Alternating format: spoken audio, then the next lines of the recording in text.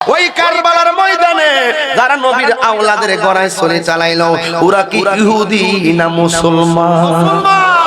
দেখছেন নি আলামতরা মুসলমান কি কাজটা করলো? যখন তিনি কারবালার ময়দানে একটা তাঁবুর ভিতরে তিনি বসে আছেন, একটা বুড়া মহিলা তার সন্তানকে ডাক দিয়ে আব্বা রে তাকায়া দেখোস না ওই তাঁবুর মধ্যে কারে দেখা যায়? কয় আম্মা আপনি বসেন, আমি একটু দেখে আসি তাঁবুর ভিতরে কে আছে। ওই ছেলেটা তাঁবুর কাছে আইসা দেখেন হযরত ইমাম হুসাইন আপনজন সব হারাইয়া চোখের পানি ফালায়া ফালায়া একা একা তিনি কাঁদতেছেন। জোরে কন্যা আল্লাহু আকবার। আমার কেউ নাই রে এই ভব সংসারে, থাকিলে কি আর কান্দি আমি কারবালার ময়দানে। আমার কেউ নাই রে, আমার কেউ নাই রে এই ভব সংসারে, আহা থাকলে কি আর কান্দি আমি কারবালার ময়দানে।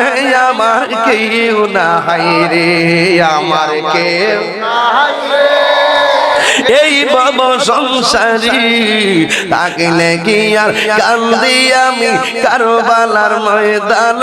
আমার কেউ নাই রে। এইভাবে তাঁবুতে বৈশাখ কান্দে। এবার ছেলেটাই সাড়াক দিয়ে কয়, ও হুসাইন এখানে বসে আপনি কেন কান্দেন? কয় আমি এই তাঁবুতে বৈশাখ আপনজন সবরে হারাইয়া একটু ঘুমাইছিলাম। আমি স্বপ্নে দেখেছি আমার নানা জান আমার সামনে পেয়ালা লইয়া দাঁড়াইয়া রইছে,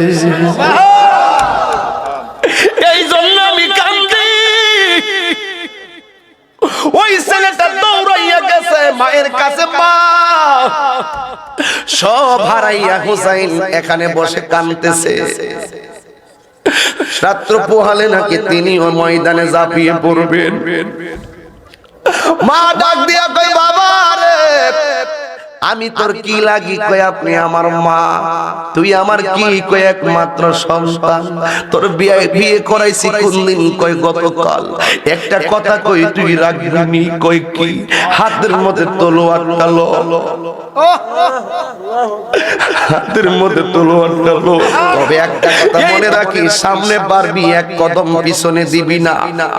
একটা কদম যদি তুই পিছে দিবি, আমি মা তোরে একটা কসম দিয়া দিলাম, হুসাইনের জন্য ইসলামের জন্য জীবন দিবি। একটা কদম সামনে দিবি কিন্তু পিছনে দিবি না। একটা কদম যদি তুই পিছনে দেস, আমি তোর মা কইয়া দিলাম আমি কিন্তু হুসাইনের বড় ভালোবাসি, আমি কিন্তু নবীর আওলাদের বড় ভালোবাসি। একটা কদম যদি তুই পিছে দিবি, আমি মা হাসরের ময়দানে আমি কিন্তু দুধের দাবি ছাড়তাম না। এই কসমটা সাধারণ না, সন্তানের জন্য এর চাইতে বড় কসম হতে পারে না। যেমন মা তেমন জান্নাত।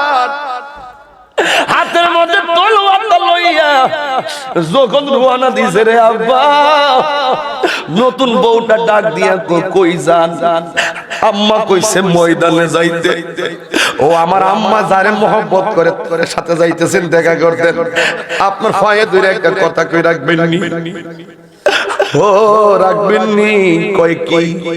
আমার আম্মার মুখে শাশুড়ির মুখে আসার পরে ওই নামটা শুনছি, দয়া করে একটু হুসাইনের সঙ্গে দেখা করার সুযোগ দিবেন নি? আমি শুধু তার দুইটা কথা বলবো, আপনি যুদ্ধে যান আমার কোনো আপত্তি নাই। এবার স্ত্রীকে নিয়ে হুসাইনের সামনে গেল। স্ত্রীটা ডাক দিয়া বলে, হুসাইন আমি জানি আপনার ভিতরে ব্যথার পাহাড়, কিন্তু আপনার কাছে আমার একটা কথা, আমার স্বামী যুদ্ধে গেলে আমার মন বলতেছে আর ফিরে আসবে না। যদি আমার স্বামী না আসে গো, যতদিন আমি এবং আমার শাশুড়ি বাঁচবো ততদিন আপনার বাড়ির খেদমতের জন্য আমরা রাখবেন নি। হুসাইন পারতাম না, কেমন কথা কয়ে পারতাম না, পারতাম না রে পাগলি, পারতাম না। এবার পাগলি ডাক দিয়ে কইতে আরেকটা কথা আছে, আমার স্বামী যদি শহীদ হয় কবুল হইব নি? কয় হইব। তাইলে আপনি যেই জান্নাতে থাকবেন আমার স্বামীরে আর আমার শাশুড়িরে আমারে আপনার কদমে জান্নাতে রাখবেন। আমার রাখবেন লিগো হুসাইন। ইমাম হুসাইন বলে কবুল কবুল কবুল। হায়রে পৃথিবী,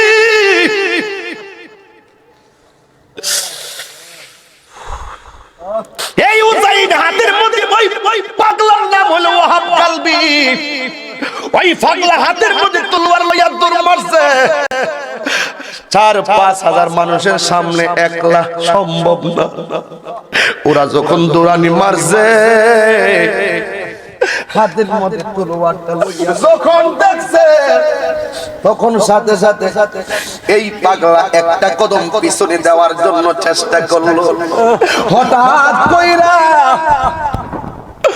যখন 5,000 মানুষের দাওয়া মারছে তলোয়ার লইয়া সামনে বাইরা পিছনে কদমটা দিতে গেছে আর মার কসমের কথা মনে হইয়া গেছে।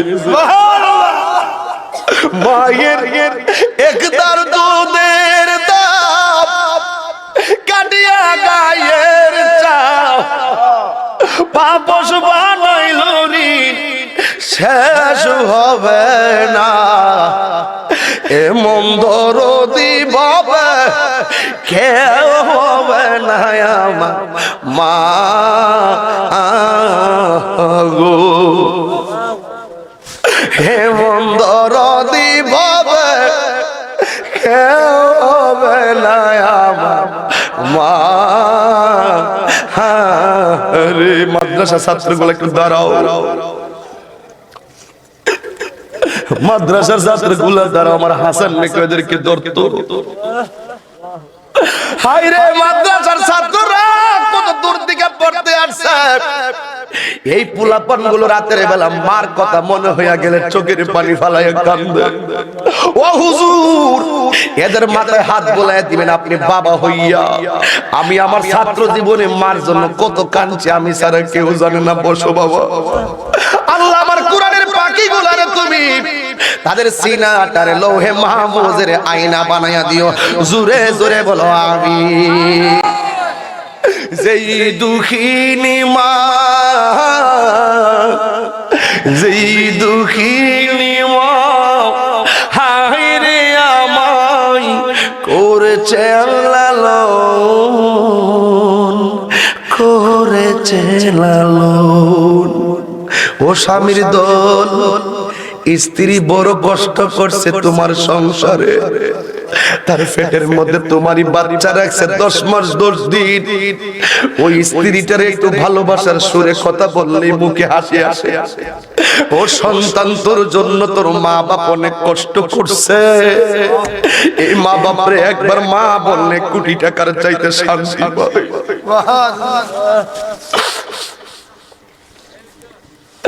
আমি তাহিরে সব মাহফিলে মায়ের কথা 5 মিনিট না বললে হক আদায় মনে করি না।